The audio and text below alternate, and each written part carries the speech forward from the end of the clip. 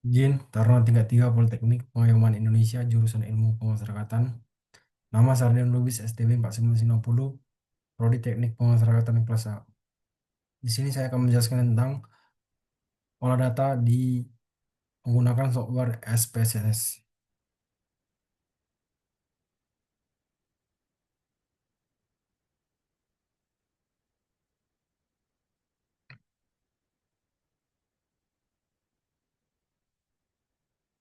Di sini adalah olah data dari penelitian pengaruh religius terhadap kontrol diri narapidana di Lapas X.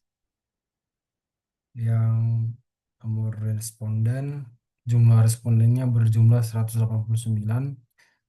Variabelnya jenis kelamin, usia, vonis, pendidikan, kasus pembinaan. Eh, Jenis kelamin dikoding dikodekan dengan satu satu semua karena cuma satu jenis kelamin yang data respondennya. Kedua adalah usia. Saya akan jelaskan sedikit tentang bagaimana cara mencari kelas dan panjang kelasnya. Pertama, untuk mencari panjang kelas dan kelasnya, cari nilai minimum dan nilai maksimumnya. Kedua, cari range-nya. Ketiga, cari jumlah datanya. Total datanya itu 189. Dan cara mencari panjang kelasnya atau mencari jumlah kelasnya yaitu dengan cara 1 ditambah 3,3 log N. N-nya adalah 189. Dapatkan hasilnya di 8,55 sekian. Dibuatkan menjadi 9. Makanya jumlah kelasnya ada 9. 1, 2, 3, 4, 5, 6, 7, 8, 9. Yang kedua adalah mencari panjang interval kelas. Gampang. Yang cara mencari panjang interval kelas dengan cara range dibagi jumlah kelas. Yaitu 4,9 yang dibuatkan menjadi 5. 18, 19, 20, 21, 22. Setelah itu masuk ke vonis. Saya akan jelaskan lagi tentang vonis. Di vonis kita cari nilai minimum dan maksimumnya, kita cari range-nya, jumlah datanya, cari K juga sama juga dengan cara yang tadi, 1 ditambah 3,3 log N. Didapat hasilnya 8,55 dibuatkan menjadi 9 dan panjang interval kelasnya kita bagikan 60 dibagi 8,55. Hasilnya 7. Jadi jumlah kelasnya adalah 9 dan panjang kelasnya adalah 7. Setelah itu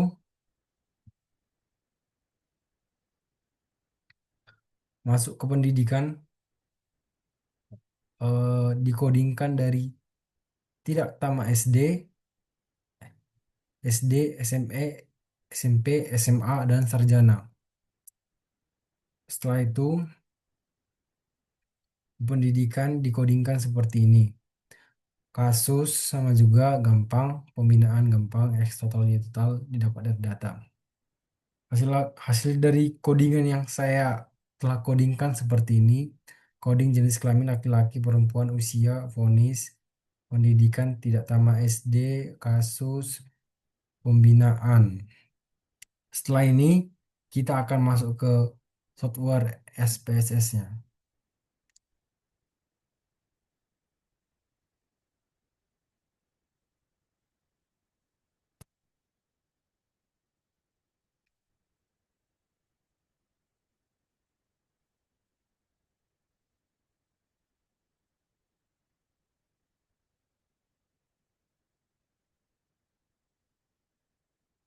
Baik, di sini saya akan menjelaskan bagaimana cara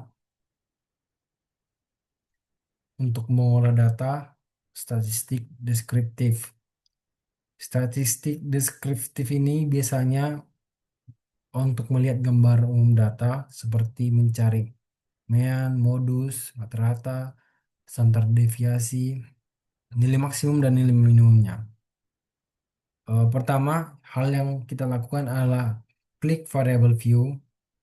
Kedua, kita masukkan tadi variabel yang kita coding sebelumnya menggunakan singkatan saja, jenis kelamin, usia kita buat all, tiga kita buat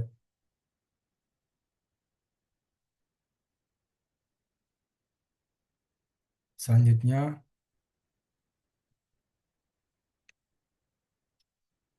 kita buat vonis, pendidikan, kasus, pembinaan, X total,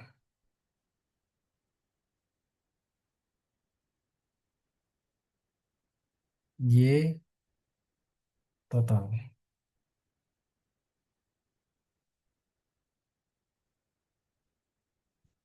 Setelah itu kita tuliskan labelnya. Jadi kayak nama panjangnya gitu. Jenis kelamin, usia, pendidikan, kasus, maaf, kasus,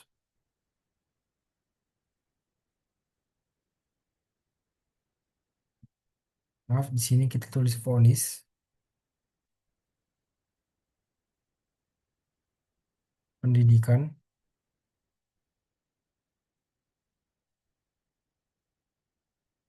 kasus, pembinaan,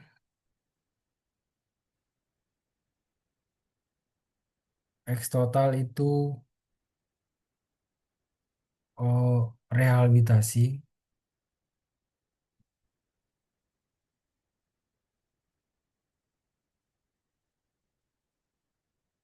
Y total itu adalah kontrol diri.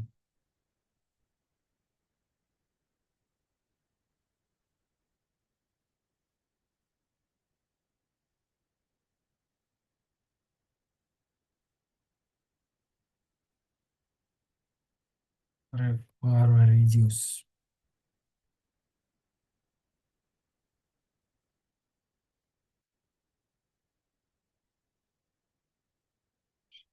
Setelah itu kita buat measure-nya adalah nominal, nominal, nominal, nominal, nominal, nominal.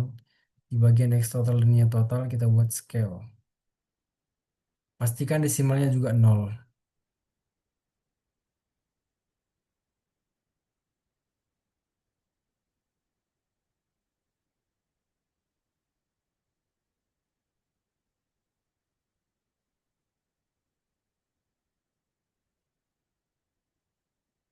Setelah itu kita eh, ke menu data view.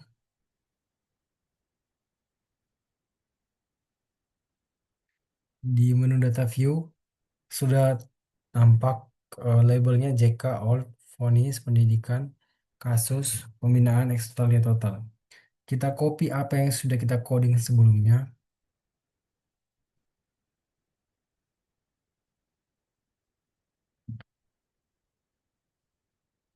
Kita coding semua. Kita copy ke dalam SPSS kita.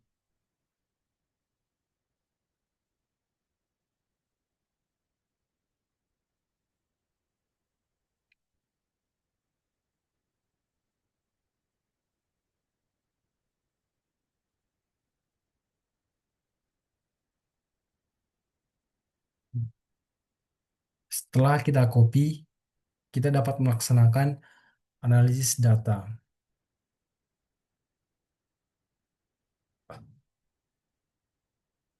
Yang kita cari pertama adalah statistik deskriptif untuk mencari mean modus, standar deviasi, maksimum dan nilai minimum. Pertama kita klik analyze deskriptif statistik, frequency. Kita pindahkan semua yang di kiri ke kanan. Selain dari scale, pengaruh religius dan kontrol, kontrol diri. Setelah itu kita klik statistik, kita centang mean, median, modus, standar deviasi, maksimum, dan minimum. Kita klik continue, kita klik OK. Maka akan keluar seperti ini, statistik, jenis kelamin, usia, vonis, pendidikan, kasus, pembinaan. Setelah itu kita balik lagi, kita klik analysis, deskriptif, Kemudian kita balik tadi yang bernilai nominal sekarang yang scale statistik sama saja, continue, lalu klik OK. Maka statistiknya akan keluar seperti ini: statistik pengaruh religius, kontrol diri, valid, missing, nol, artinya tidak ada kesalahan data. Setelah itu kita akan mencari nilai normalitas. Cara mencari nilai normalitas, kita cari dulu residence-nya. Cara mencarinya, kita analyze, kita klik regression, setelah itu linear. Kita buat di reliabilitasi pengaruh religius di independen dan kontrol diri di dependen. Klik statistik, continue, lalu klik save. Centang di bagian unstar reset, unstar. Setelah dicentang, klik continue dan klik OK. Maka akan keluar variabel enter report, model Samurai B, dan ANOVA, confidence, residual statistik. Yang kita butuhkan untuk mencari standar uji normalitas adalah residual statistik menggunakan eh, Kolmogorov-Smirnov. Kenapa kita menggunakan Kolmogorov-Smirnov? Karena sampelnya sudah melebihi 50. Seandainya kurang dari 50, kita menggunakan Smirnov-Wilk. Setelah mendapatkan data ini, kita balik ke menu SPSS kita dan sudah terdapat kolom baru, yaitu kolom residual. Setelah itu kita olah data kolom residual ini. Klik analyze. Setelah itu kita klik normative test. One sample, negasi dialog, itu one sample Kolmogorov. Setelah itu kita cari yang unsterilized residual. Tindakan, klik OK. Maka akan keluar tes hasil sampel Kolmogorov Smirnov test. Dapat disimpulkan dari one sample Kolmogorov Smirnov test ini, hasilnya adalah di atas 0,05 dan dapat dikatakan datanya adalah normal, yaitu 0,57 di atas 0,05. Berarti datanya adalah data normal. Setelah itu, untuk uji signifikasi,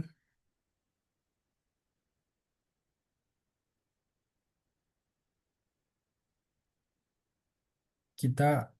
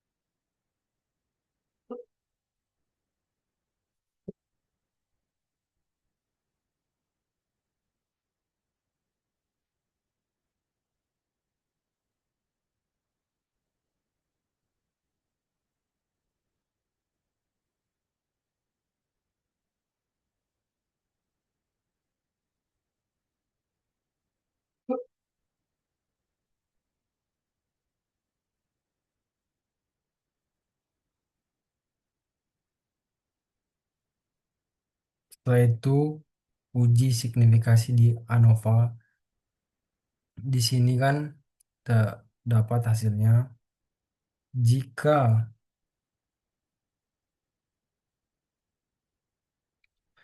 jika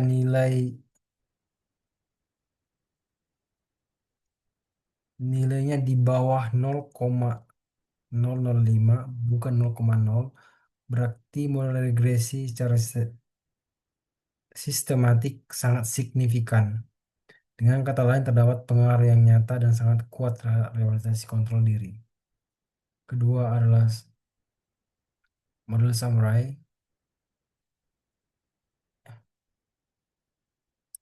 di mana hubungan yang sangat terdapat hubungan yang sangat kuat dan positif antara rehabilitasi dan kontrol diri. Untuk interpretasinya, saya sudah buat di Word di laporan saya ini. Statistik jenis kelamin, seluruh data digunakan dalam analisis untuk keenam variabel tersebut lengkap tanpa ada satupun nilai yang kosong dan tidak terisi. Dengan demikian, analisis statistik yang dilakukan selanjutnya dapat menggunakan seluruh data N189 tanpa memerlukan pelakuan penanganan data yang hilang atau imputasi. Hal ini menunjukkan kualitas data yang baik dari sisi kelengkapan dan memungkinkan hasil analisis yang akurat dan perspektif. Jenis kelamin. Seluruh data jenis kelamin terdiri hanya dalam satu kode, tidak ada variasi pada variabel ini. Untuk usia, pada variabel usia menunjukkan pola yang relatif merata dengan variasi signifikansi kategori 8, 53 sampai 57 tahun mendominasi dengan 14% responden. Sementara kategori 9, usia 58 sampai 62 tahun menunjukkan representasi terendah dengan 5,8%. Data yang lengkap tanpa missing memberikan data yang solid untuk analisis lebih lanjut. Selanjutnya adalah vonis. Distribusi frekuensi variasi vonis menunjukkan pola yang bervariasi dengan konsentrasi tertinggi pada kategori 5 yaitu 77 sampai 83 bulan atau 16,44% dengan kategori 2 yaitu 55 sampai 62 bulan dengan persentase 15,3%. Sementara kategori 9 yaitu 97 sampai 103 bulan memiliki respondensi terendah 5,8%. Mayoritas responden 61% berada pada kategori 1 yaitu 48 sampai 53 bulan sehingga kategori 5 yaitu 7 sampai 83 bulan dengan hanya 5,8% pada kategori tertinggi. Pendidikan. Sampel penelitian memiliki keragaman tingkat pendidikan yang baik dengan proporsi terbesar pada kategori pendidikan menengah, yaitu kategori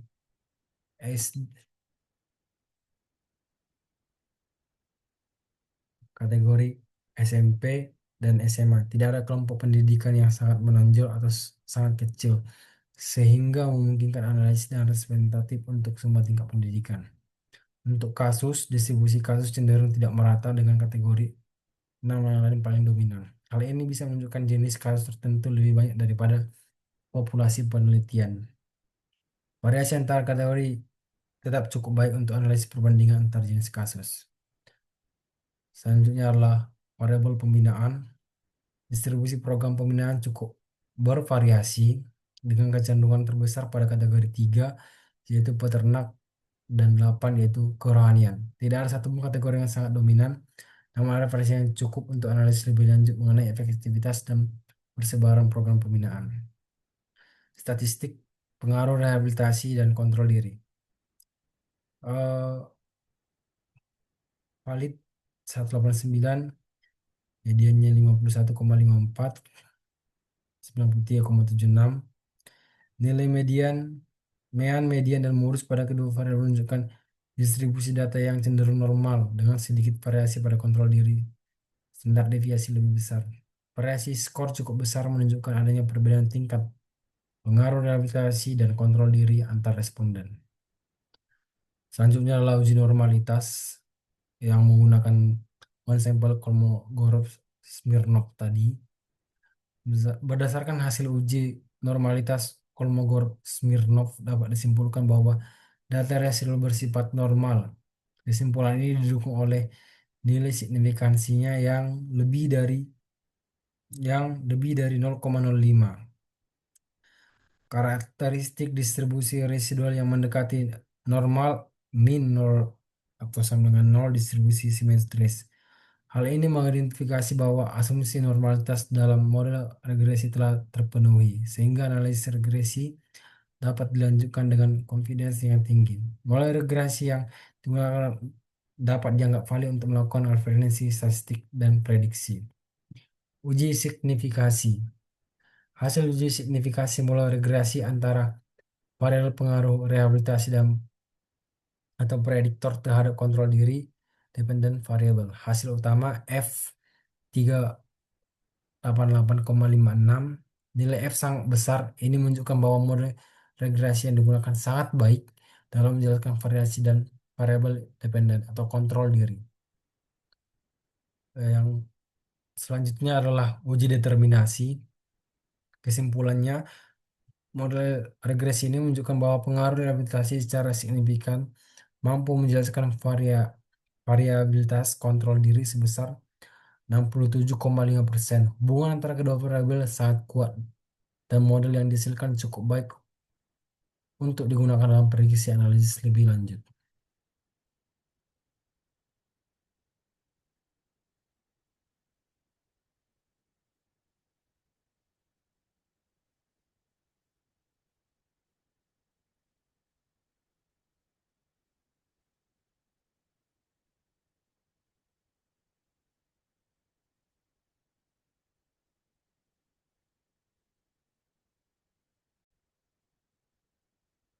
Sekian hasil pemaparan dari olah data menggunakan software SPSS.